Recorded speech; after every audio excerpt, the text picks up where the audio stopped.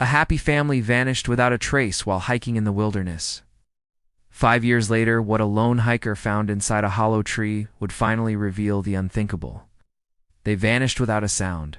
Not a scream, not a broken branch, not even a footprint that led anywhere. On October 12, 2018, the Mallister family of 6 left their car parked neatly beside a trailhead in Pine Barrow National Preserve. It was a mild fall morning, leaves underfoot like golden confetti, the air smelling of pine and something clean and new. It was meant to be a simple afternoon hike, just a few hours, one thermos of cocoa, and the same trail they'd walked many times before. They were never seen again. When park rangers later arrived, they found the family's vehicle locked, bags packed for a light hike. Inside were 2 coloring books, a pair of children's sunglasses, and a laminated map with their intended path circled in green. The back seat still had the faint scent of sunscreen and apples. There were no signs of distress, no torn clothing, no scuffle, no blood, just silence. And a trail that led into the trees and vanished into nothing. The Mallisters, Sethan and Claire, both in their mid-30s, and their 4 children, Ben, 9, Thomas, 8, Lydia, 6, and little Grace, 4, were declared missing within 48 hours. Search and rescue crews spent weeks combing the area. Bloodhounds were flown in, helicopters circled for days. Hundreds of volunteers walked miles of terrain, mapping the woods inch by inch, but nothing turned up, not even a shoelace. It was like the forest had swallowed them whole. 5 years passed. The world moved on, but some stories don't fade, especially the ones without answers. The forest doesn't forget, not really. In October of 2023, a retired high school biology teacher named Alan Barrow returned to the Pine Barrow Preserve for the first time in over a decade. Wasn't looking for anything, just wanted air. Real air, and the comfort of the same moss-lined trails he used to walk with his late wife. He didn't even notice at first that his path had drifted slightly from the main trail, led there by instinct more than intention. That's when he saw it, a hollowed-out trunk of a massive red maple, half consumed by time and rot, standing, oddly alone like a sentinel. He might have walked right past it, but something about the shape caught his eye. The mouth of the trunk looked too clean, almost unnatural, as if something had once rested inside it. Alan stepped closer, then crouched. There, nestled deep inside the hollow, something caught the light-knot bark. Not leaves, but fabric, a child's windbreaker, faded olive green, the kind sold at Walmart 5 years ago. It still had a tiny cartoon astronaut patch sewn on the sleeve. Alan backed away slowly, heart racing. He didn't touch anything, didn't take pictures, but he did one thing immediately. He called the Pine Barrow Ranger Station, and his voice shook when he said, "I think I found something from that family, the one that vanished." News spread quickly, just as it had 5 years earlier. Within 48 hours, the site had been cordoned off with orange tape. Forensic teams arrived quietly, unmarked vans in tow, no press, no announcements. They didn't want the public flooding the trail again like last time. The FBI re-entered the case. Inside the hollow, tucked against the back curve of the trunk, they recovered the jacket, confirmed via DNA to belong to Thomas Mallister, the second oldest child. Beneath it, partially buried under rotted leaves, was a waterproof zippered pouch, containing several crumpled candy wrappers, a snapped crayon, and a child's drawing. The paper was badly water-damaged, but the image was unmistakable. 6 stick figures standing in a circle, 4 small, 2 big, all smiling. Behind them, a large brown shape, almost tree-like. From the center of it, 2 dots drawn in red E's. Something else. They scanned the image, cleaned it digitally, and tried to extract meaning, but it only deepened the mystery. Claire's sister, it's Margaret, now 41, lived in Santa Rosa, California. She was sitting at her kitchen table when she got the call from the case liaison. She didn't speak at first, just gripped the edge of the table as the voice on the line explained carefully that something had been found. That it wasn't remains, that it didn't mean anyone was dead, but that a physical item linked to the Mallister children had been located in a tree trunk 5 miles off trail in a section previously deemed impassable. When Margaret finally spoke, her voice was hollow. They would never go off trail. Claire was terrified of getting lost, and the kids' Ben had asthma. They wouldn't stray. The agent was quiet, then gently said, "There may have been a reason." Margaret's stomach dropped. Publicly, the FBI issued a limited statement. New evidence discovered. Investigation reopened. Nothing more, no details, no confirmations. But behind closed doors, things accelerated.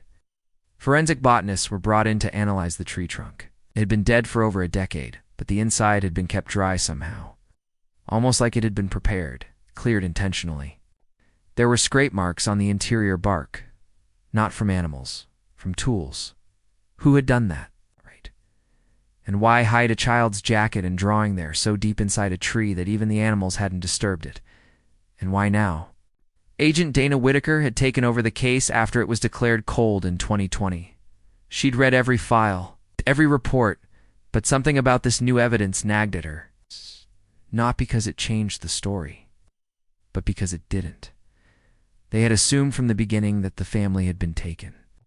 Abducted by a person or persons unknown, or perhaps met with an accident and perished far from the trail. But the forest had been combed. If they had died in the woods, their remains would have been found. Animals would have dragged bones too. The surface. Something. Anything. But 5 years had yielded absolutely nothing, not until now. One jacket, one drawing, deliberately hidden, preserved, and somehow placed recently. Dana met with Alan Barrow in person a week later.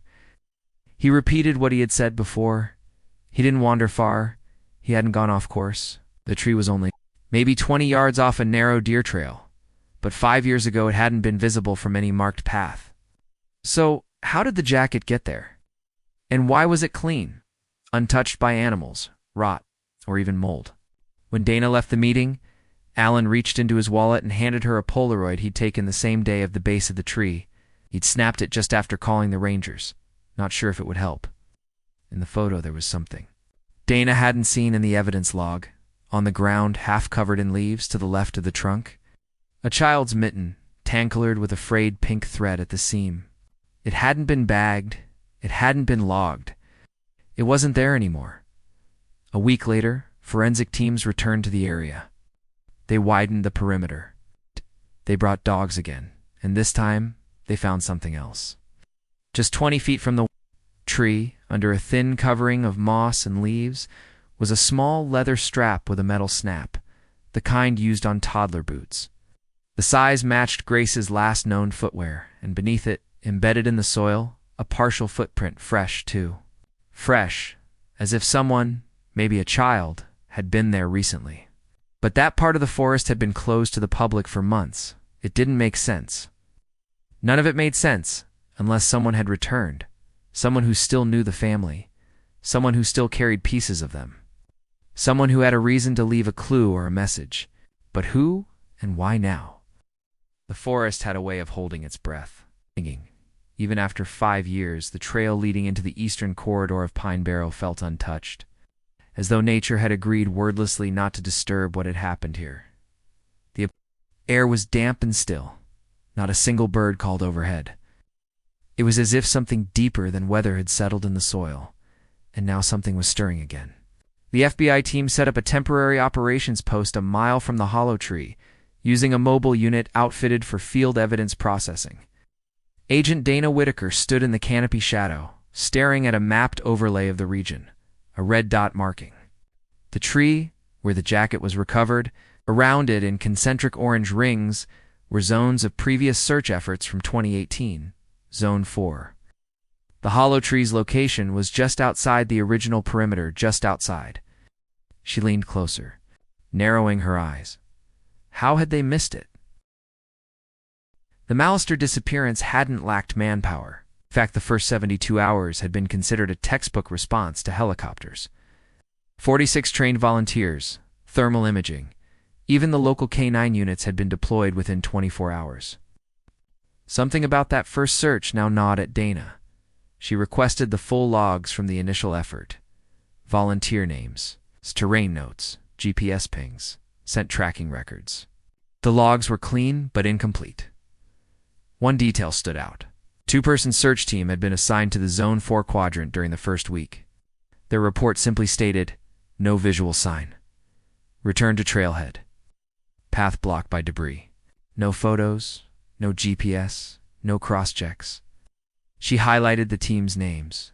Andrew Clemens, volunteer. Geneva Brooks, local EMT. Dana scribbled a note. Find these two. Back in Santa Rosa, Margaret sat alone in Claire's old bedroom. She hadn't touched much since the family vanished. The floral quilt was still folded on the foot of the bed. Faded stuffed elephant sat beside it. She'd flown in the previous evening after the FBI asked her to come in for further questioning. This time they wanted to know about Claire and Ethan's social circle, not just friends, but acquaintances, anyone who might have known they were hiking that weekend. Margaret shook her head. They weren't social, especially not since Grace was born. Claire homeschooled the older kids, and Ethan worked from home. They were private, the agent pressed. Did they ever mention someone watching them, following them? Anyone who gave them a bad feeling? No, Margaret answered. Then she hesitated. Well, maybe once.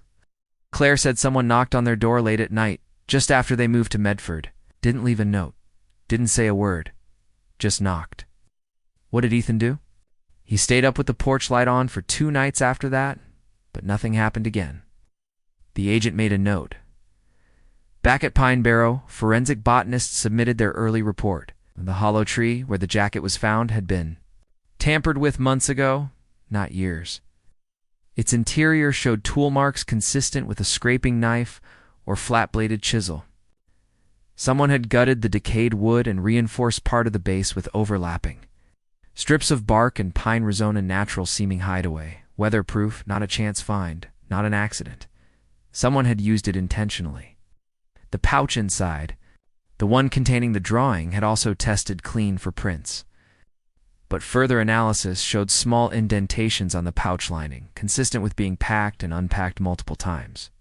Whoever placed the drawing there had handled it more than once. This wasn't a random act. This was planned. Agent Whitaker tracked down Andrew Clemens, the volunteer from the original search team, now living in a trailer park near Redmond. He remembered the day he was assigned Zone 4. It was dense, he said. More brush than we expected. We went in, but I slipped on a wet rock and busted my knee, so we turned back. Geneva radioed in that we'd reassigned to another section. Did you file a terrain block notice? I don't think so. Geneva handled the log. Geneva Brooks had died in 2021 in a car accident. The GPS log showed only Andrew's tracker.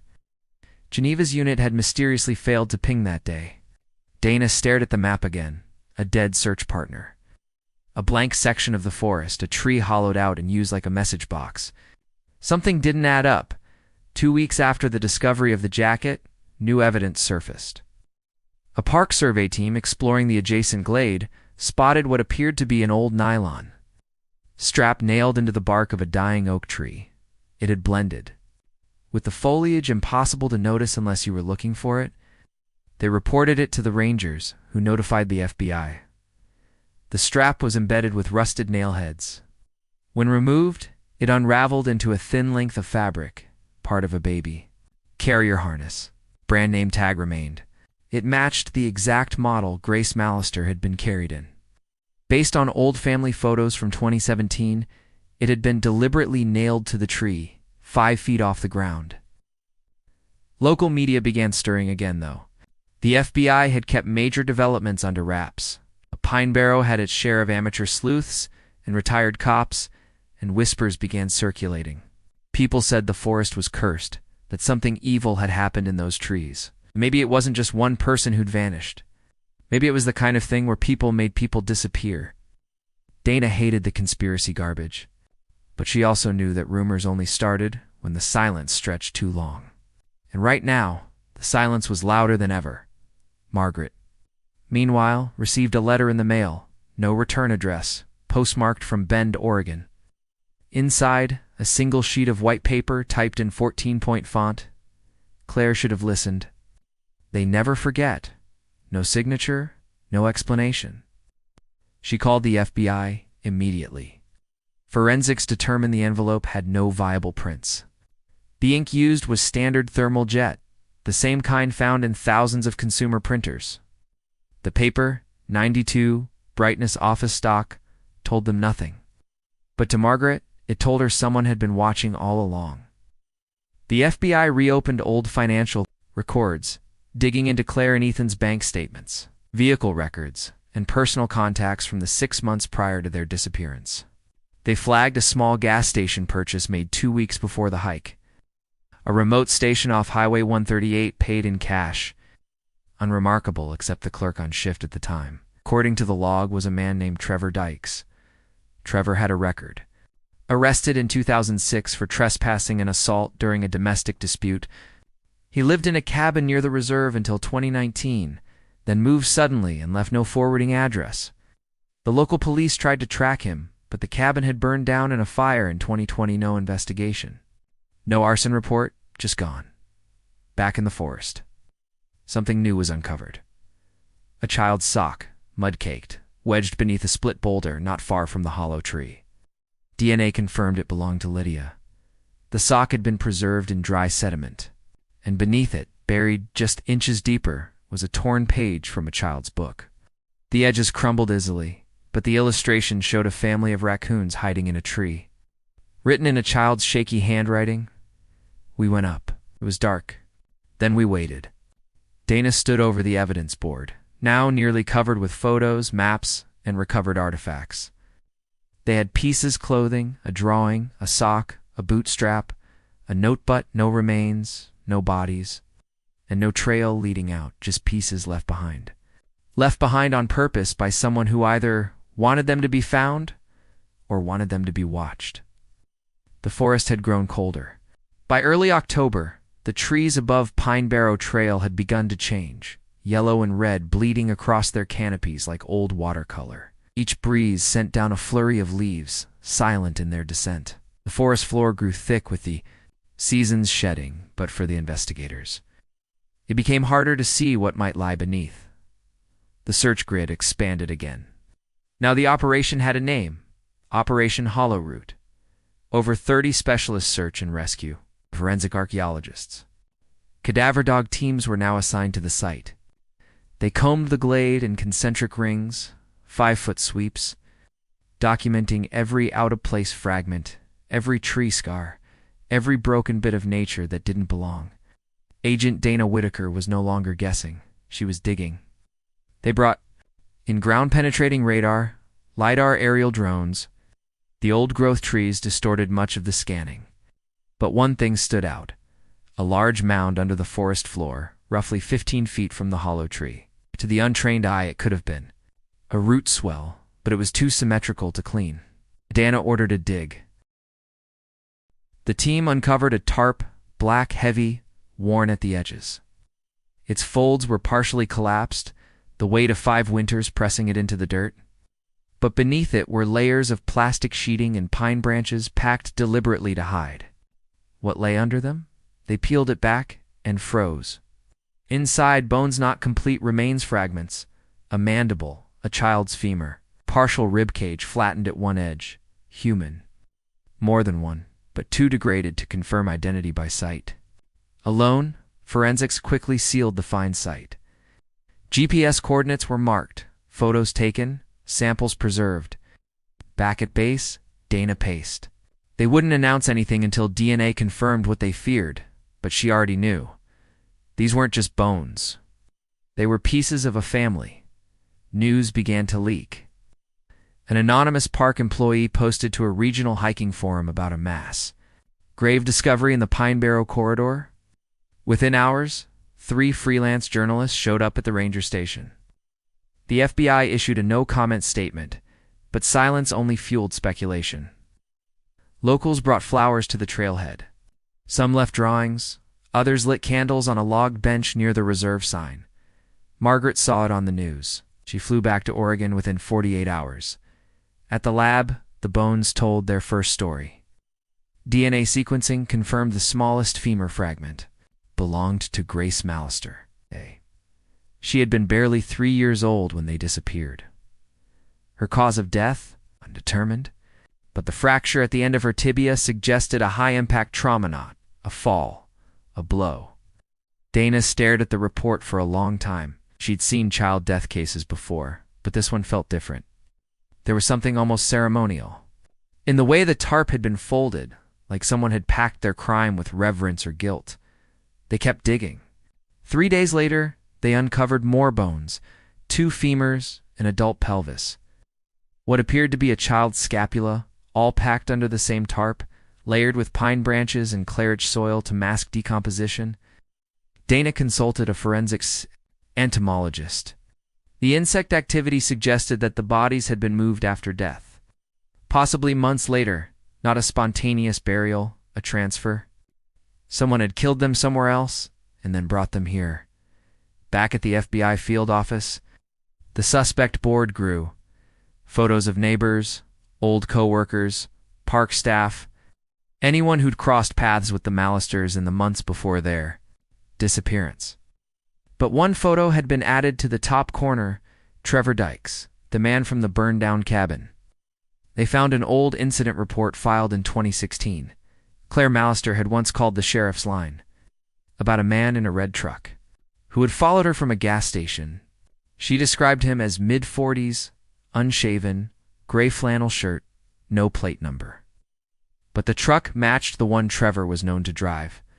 They tracked down his brother, who lived near Grants Pass. He said he hadn't spoken to Trevor in years, claimed he wasn't even sure Trevor was alive. Dana didn't buy it. She issued a subpoena for utility records and checked burial registries. No death certificate for Trevor Dykes. But someone had been using his name to buy prepaid phones until 2021. The location: a bus station kiosk in Deschutes County, 15 miles from Pine Barrow. Margaret visited the site. She stood behind the yellow tape, looking at the soil where her daughter and grandchildren had been buried. Her hands trembled, not from cold, but from the weight of imagining their final moments. She whispered their names: Claire, Ethan, Lydia, Thomas, Ben, Grace. She brought 6 river stones and placed them at the edge of the dig site, then walked away. Back at HQ, Dana received the latest forensics update. One of the adult femurs had a healed fracture, an old one, years old. Cross-checking medical records confirmed it matched an injury Ethan had sustained while rock climbing in college. This was him. And this wasn't just a disappearance anymore. It was homicide. Dana returned to the hollow tree one last time before nightfall. She stared inside the trunk, the way it folded inward like an open mouth. They hadn't found the rest of the remains yet, not all 6, but the forest was still holding something it hadn't let go of yet. She wouldn't leave until it did. The media frenzy came in waves. By the second week after the discovery, Pine Barrow Trail had become the epicenter of national headlines. Satellite trucks lined the gravel road near the reserve gates. Reporters camped at a nearby motel, hoping to catch a word from the FBI or a grieving relative. But the Bureau stayed silent.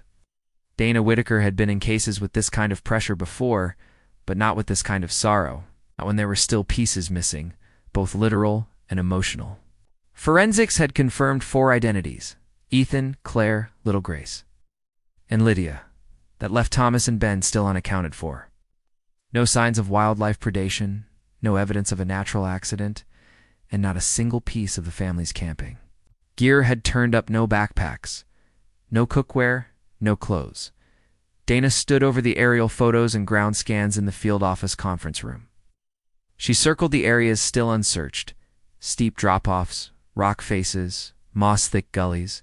There were 100 places a human could disappear in Pine Barrow, and 100 more where someone could hide a truth they never meant to be found. Well, she didn't want guesses anymore. She wanted closure. Back in town, Margaret stayed in a small rental near the ranger station. Locals often brought her flowers or dropped off groceries quietly by the door. She appreciated their kindness, but nothing softened the hollow inside her. She hadn't slept much. Every time she closed her eyes, she saw Claire's face, not at 36, but at 10, running through leaves in her favorite purple sweater. Ethan's voice came back to her in dreams, laughing. Margaret kept reading the case file printouts Dana had given her, notes about fractures, Bone positions, soil conditions, forensic anomalies, but none of it helped make sense of what had happened. None of it answered the question that clawed at her: who would do this to them and why? A week later, the team made another discovery. Further north, along the ravine wall, a cadaver dog named Flint sat down beside a thick, mossy boulder. The handler confirmed the signal. It was faint, likely decades of moisture had muted the scent trail, but the dog was insistent. The team carefully removed debris. Behind the rock face was a crevice, narrow and blackened with time. Inside, wrapped tightly in what looked like waxed canvas, was a bundle no larger than a child. Dana watched from a distance as they carefully lifted it out. It was a sleeping bag, zipped shut. Inside, human remains, small, curled, and wrapped with an old army jacket. Dental records later confirmed it was Thomas, the second youngest son. He was 10 when they disappeared. Autopsy reports gave no evidence of long-term exposure. No broken limbs, no bite marks, no signs of a fall. But inside the sleeping bag they found something else, pressed flat against the child's chest. A sketchbook, water-damaged, but still legible. On the last page, drawn in shaky pencil lines, was a tree. Unmistakable, the hollow tree. The same one where the family had taken a photo where they'd been last seen. Underneath it, in a child's handwriting, we heard a voice. Daddy said. To stay quiet, Dana closed the file. Her hand trembled. The photo had been everywhere, used in missing persons flyers. Aired in news reports for years. Happy image. Frozen in time, smiling faces, autumn warmth, a family unaware of the storm, about to consume them. Now, it looked like that photo had been taken just minutes before something happened. Someone had been watching. They retraced every known trail the family might have walked. Drones flew above tree lines. Divers were sent to nearby creeks and marshes. No sign of Ben, no sign of their gear. But one ranger came forward with a memory. In 1997, a seasonal ranger named Jacob Shaw recalled something odd. He'd seen a red truck parked at the Pine Barrow overlook that wasn't in any visitor log. He remembered it because the driver had parked overnight, which was against regulation. He'd taken a photo of it at the time to report it, but nothing had ever come of it. The case wasn't prioritized. He still had the old film print in a shoebox. Dana scanned it immediately. The truck was rusty with a cracked passenger window. Just visible through the windshield was a paper cup and a red flannel sleeve resting on the steering wheel, Trevor Dykes. She knew it in her bones. But proving it would take more than suspicion. She requested old ranger logs, incident reports, camp registrations. Many were handwritten, faded, but one stood out. A report filed just days after the family vanished, detailing a brush fire near the service trail 1 mile west of the hollow tree. No cause was ever found. Dana hiked to the site herself. The forest had healed in 5 years, but under the layer of regrowth, she found charred soil and the twisted remnants of a fire ring. Beneath a fallen log, they found half-melted scraps of nylon tenting. They'd tried to burn evidence here, but they hadn't burned it all. Margaret began visiting the dig site every morning. She brought her daughter's favorite flower, peonies, and quietly laid one at the base of the crime scene markers. She never cried in front of the agents. But one afternoon, Dana saw her kneeling by the tree, whispering something into the hollow. Later that day, she asked her what she'd said. Margaret looked up slowly. I told them I'd bring them home, she said. The forensic timeline was starting to build. 6 people, at least 5 confirmed dead, 1 still missing, remains suggested. Blunt force trauma, but not all bodies had the same patterns. Some had skull fractures. One had a fractured wrist defensive. Thomas had none. Dana began to suspect a chilling possibility. The family may not have been killed all at once. She didn't say it aloud, not yet. But the more she looked at the burial spacing, the more she wondered if someone had kept them alive, even for just a little while. The forest wasn't just a grave, it might have been a holding place. By mid-October, 5 weeks after the first discovery, Pine Barrow closed its northern sector to the public indefinitely. Armed federal personnel guarded trailheads that once welcomed quiet families and amateur bird watchers. What was once a place of postcard beauty now carried an unspoken darkness. Beneath the canopy of gold and rust-colored leaves, death had rooted itself deep, and not just in memory. The forensic unit continued recovering fragments. Soil testing confirmed more than just decomposition. It revealed soil disruption patterns, consistent with hasty, shallow burials and multiple instances of post-death repositioning. Someone had moved the bodies. But why? Dana sat with this question every night, staring at the photos spread across her motel wall, all smiling, all alive, all doomed. And now she couldn't stop wondering about Ben, the last child, the only one still missing. Had he run, been taken separately, or was his body simply better hidden? A break came unexpectedly. An elderly woman named Ruth Garland, now 81, walked into the ranger station one morning, cane tapping the wood floor, eyes cloudy, but voice firm. "I know that man," she said, pointing to the faded print of the red truck. "He stayed at my nephew's place that summer, 1997. Name of Trevor Dykes, kept to himself." Dana had the team pull county records. Indeed, Trevor had been listed as a temporary farmhand on a neighboring property this summer. The Malisters disappeared. He had no criminal record, nothing to tie him legally. But the proximity was enough to reopen his profile. She tracked his last known address to a rundown. At mobile home, off-road Route 22. No one had lived there in years, but behind the collapsed shed they found something buried beneath a tarp, a metal trunk, rusted, locked. Inside were scraps of children's drawings, several family Polaroids that matched the missing Malisters, and a set of 4 matching spoons from a national park mess kit. The spoons still had names scratched into them: Ben, Grace, Lydia, Thomas. No doubt now Trevor Dykes had seen them, held their things, possibly more. With a court order, Dana secured warrants for other properties once tied to Trevor: old hunting leases, cabins, land plots. One particular location stood out: an abandoned sawmill 3 hours east of Pine Barrow, long since out of operation. A hidden crawl space beneath the floorboards revealed more disturbing finds: old children's shoes, some tiny enough to belong, 2 toddlers, moldy clothing items, none matching the Malisters, but still tagged and logged for DNA testing. This wasn't an isolated crime. This was part of a pattern, but Trevor was gone. No record of him after 2002. No license renewals, no death certificate. It was like he'd vanished into the trees. Meanwhile, Margaret received the box. It had been cleared by the FBI and returned with care. Inside were items from the hollow tree, personal objects unearthed with the remains, each one sealed in individual sleeves: Grace's bracelet, Claire's locket, Ethan's compass watch frozen at 5:12. She removed only one, a torn corner of a sketch page. It had Ben's handwriting. Still here, still quiet. She pressed it to her chest and wept, finally letting go in the way she hadn't been able to at the memorial. Not because she had closure, but because she knew her grandson had survived. If only a little longer. That same week, third skeletal discovery was made near the marsh basin, half a mile from the hollow tree. Unlike the others, this one had been buried deep, 2 feet down, wrapped in burlap, bones folded tightly. The skull had 2 visible fractures, but it wasn't Ben. Dental records confirmed Lydia. She'd been relocated post-mortem again, it confirmed.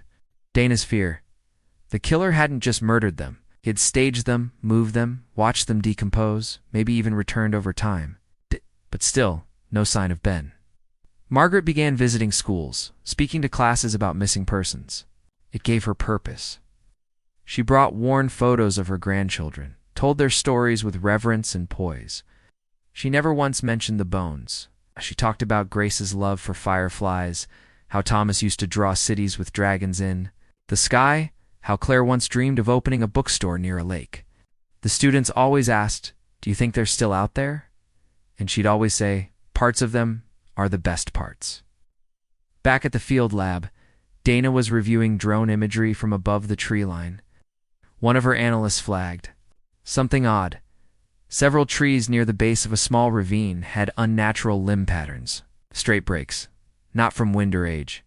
She and a recovery team hiked out with shovels and kits. At the site, they found a hidden dugout covered with an old tarp camouflaged with forest debris.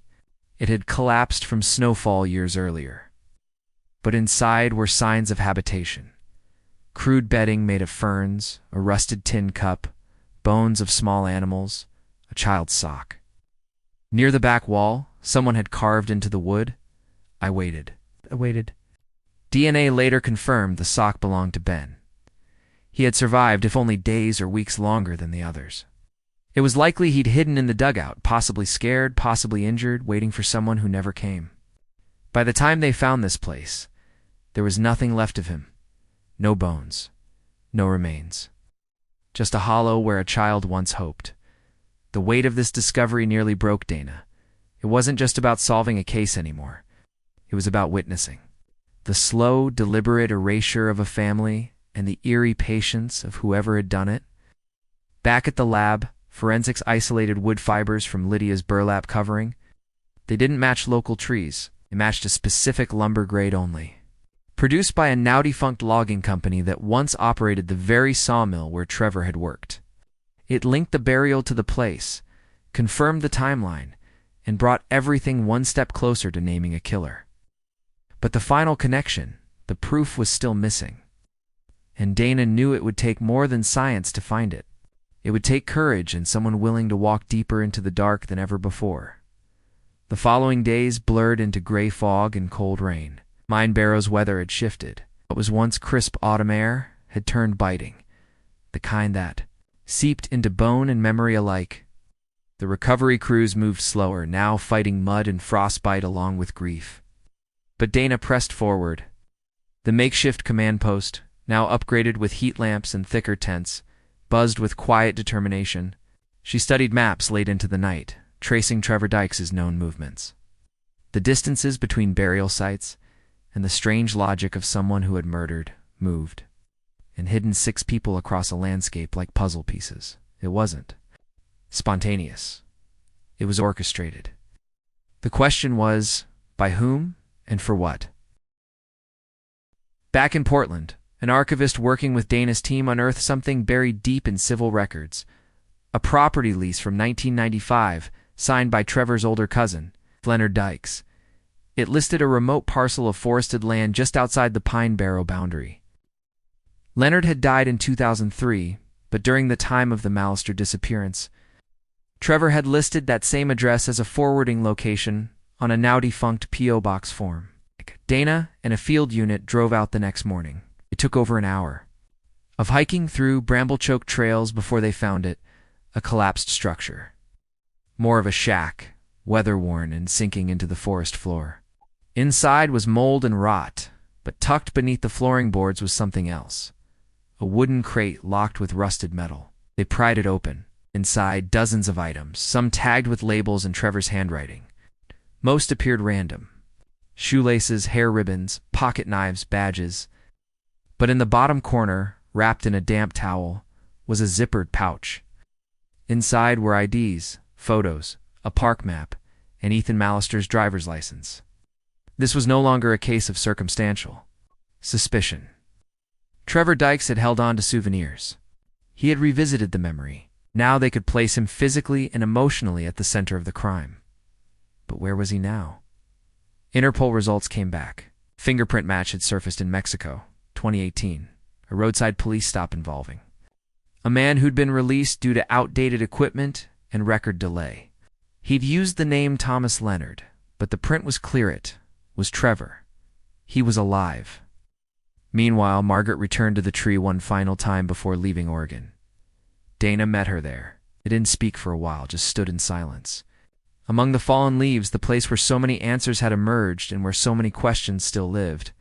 "I keep thinking of Ben," Margaret finally whispered. "So do I," Dana said. Margaret turned. Her eyes were hollow, but not without fire. "You think he saw it all, don't you?" Dana didn't answer right away. "Think he saw enough." Margaret nodded once. "Then I hope he didn't wait too long to stop believing someone would come." The wind moved through the trees like a soft exhale. Forensics later confirmed something chilling. The carvings found in the dugout, the ones believed to be from Ben, had two distinct layers, one older, one newer. The older carvings were childlike, but the newer ones, scratched with sharper objects and in tighter script, were different, more structured, more deliberate. It raised a terrible possibility. Someone may have returned to the site later, not to mourn, but to reenact or remember, as winter neared. Dana made a difficult call. She pulled the bulk of the team from Pine Barrow. The recovery phase was largely complete. All evidence was now being analyzed in labs across the state. The search for Trevor would move internationally, but she left a small team behind because she still believed Pine Barrow hadn't given up everything yet. She had a hunch, a gap, a missing piece, and it would come from the one body they hadn't found. Then, on a frigid morning in late November, two hikers, off-trail and unaware of the case, reported a disturbing find near a hollowed tree far south of the original discovery site. Was a boot, a child's hiking boot. Inside it, a single human toe bone. The serial number on the sole matched a receipt from a local outdoor store sold in 1997 bin size. It was the first physical trace of his body. The site was cordoned immediately. Dana arrived by dusk. The tree itself was massive, nearly split in half by age and rot. Its trunk was hollow, wide enough for a grown adult to crawl inside. At the base of the hollow, hidden beneath a bed of moss, they found a backpack. Inside, a child's sweater, a cracked plastic flashlight, a chewed pencil, and an envelope wrapped in wax paper. Inside the envelope, a note written in a trembling hand. "I think he's coming back. I don't want to go like the others. If you find this, tell my grandma I tried to be brave. Ben." Dana dropped to her knees. The entire forest seemed to stop breathing. They never recovered Ben's full remains. But the letter was enough to confirm what they feared and what Margaret had hoped wasn't true. He had survived long enough to understand, long enough to be terrified, long enough to hide. A memorial was held that winter, small, quiet, just family and a few agents. Margaret read Ben's note aloud, her voice steady until the very last word. When she paused, she looked up toward the trees, not in anger, but with an expression Dana would remember forever: peace and devastation. By December, Interpol flagged another match. This time, a man working under the name Richard Kinley at a dockyard in Guatemala. Age and facial structure were consistent with Trevor's. Dana prepared for extradition proceedings. The pieces were almost all in place. All that remained was the crime scene reconstruction and the timeline of how one family's peaceful hike had ended in silence. That final truth, the whole horrific picture, would come soon. Buried not just in the forest, but in the way someone had studied them, followed them, and broken them apart one by one. January brought silence. The holidays passed like shadows. In the cold, dark quiet of winter, the case slowed, but the pain stayed loud for those who carried it. Margaret didn't fly back home immediately. She rented a room in a quiet lodge near the edge of the Pine Barrow forest alone. She said she couldn't leave yet, said she needed to feel them, her daughter, her grandchildren, just a little longer. Each morning, she walked a quiet trail by the creek, bundled in scarves, pausing at the same tree where they'd once taken. That smiling photo was the only thing left unbroken. Back at the bureau, Dana built timelines on every board in her office. 6 victims, 1 suspected killer. She had mapped every move Trevor Dykes could have made in those missing 72 hours. From when the Mallisters last spoke to a ranger to when their car was first found, there was no forced entry, no blood at their campsite, no sign of a struggle in the initial area that always bothered her. How does a family of 6 simply vanish? She asked herself that again and again until one of her agents brought in an old ranger's report, long dismissed. It was from a couple who had camped in Pine Barrow during that same weekend. They'd reported hearing a child crying deep in the woods after midnight. The sound had stopped abruptly, no other noise. The report had been filed, then archived, because no child had ever been reported missing until now. Dana went back to the site. She stood by the hollow tree and just waited. She thought about what Ben wrote. I tried to be brave. She thought about what might have happened after the laughter faded and dusk fell.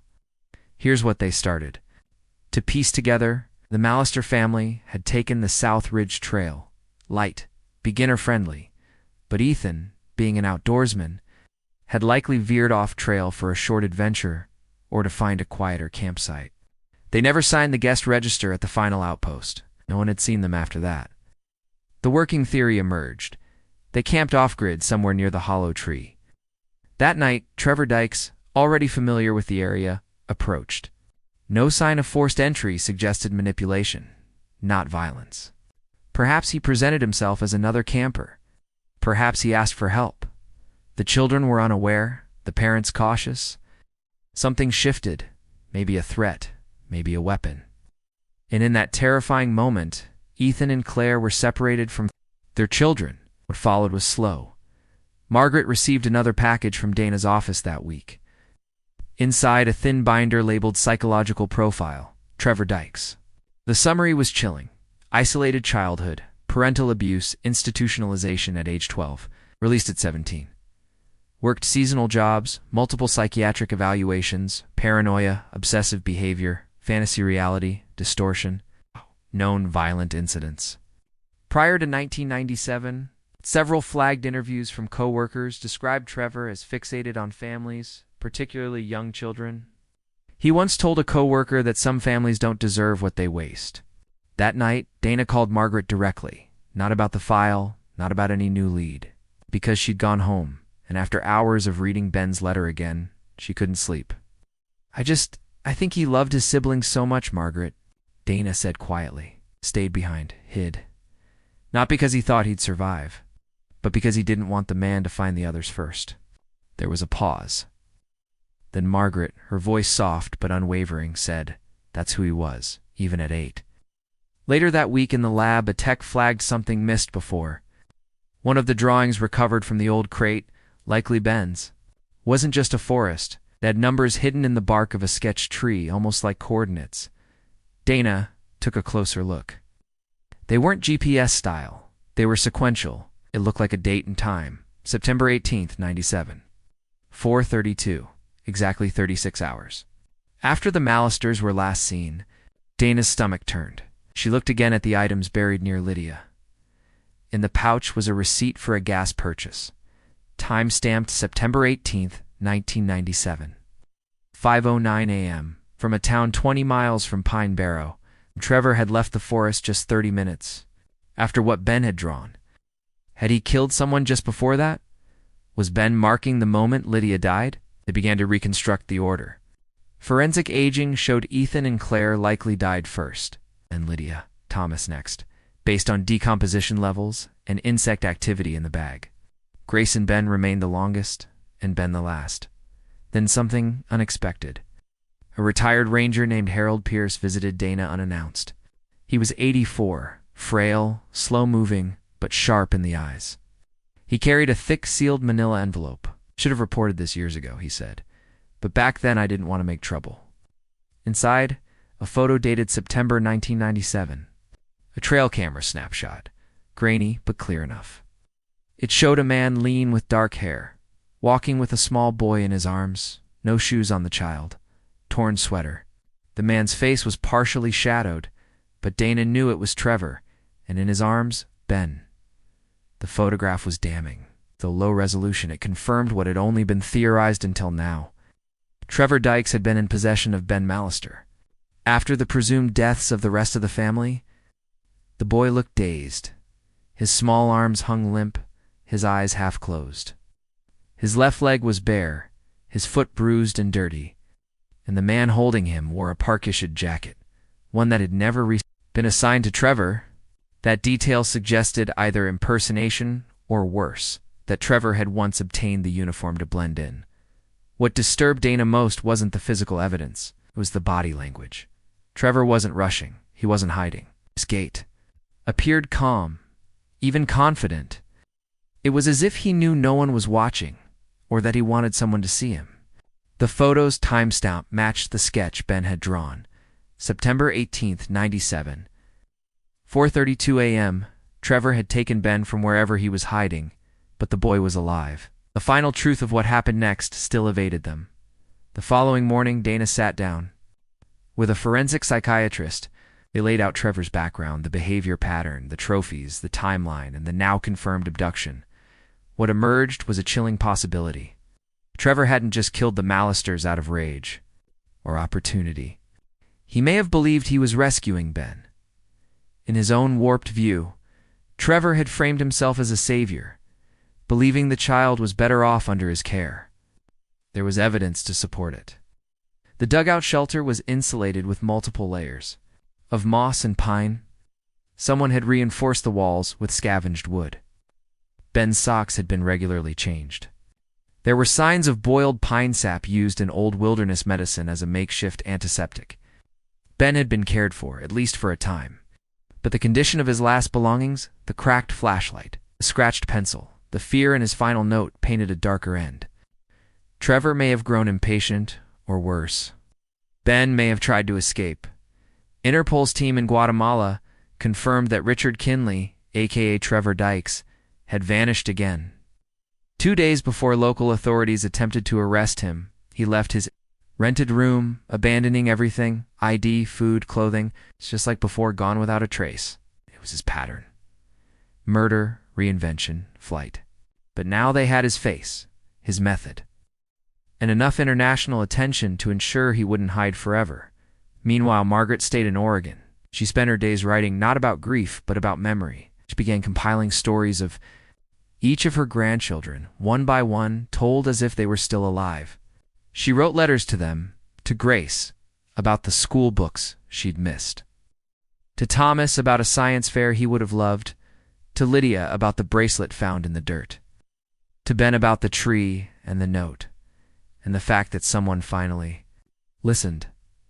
A local pine barrow carpenter volunteered to build a small memorial near the hollow tree. It was subtle. A wooden bench, a carved plaque, no names, just words burned into the grain. Some waited in silence. We speak so. They're never alone. Visitors often left little things, crayons, small stones, pine cones, shaped like hearts. Margaret never brought anything. She just sat, listened. She said she liked to imagine the wind was telling her new parts of the story she hadn't heard yet. Then came a tip from a retired border agent in Texas. In 1999, 2 years after the Malister disappearance, he recalled stopping a man with a young boy at a checkpoint. No ID for the child, the man claimed. The boy was his nephew, traveling due to a family emergency. The boy wouldn't speak, but when the agent gave him a bottle of orange soda, the boy took it with both hands and started to cry. The interaction stuck with him. After seeing the Interpol alert, he was convinced it had been Trevor and Ben. Timeline changed. Ben hadn't died in Oregon. He'd been taken across state lines, possibly into Mexico. Dana felt the blood drain from her face as she heard this. What had happened to the boy during those days, weeks, years? Had he died later? Or worse, had he lived under that man's control, unable to speak, lost in a world where no one recognized him?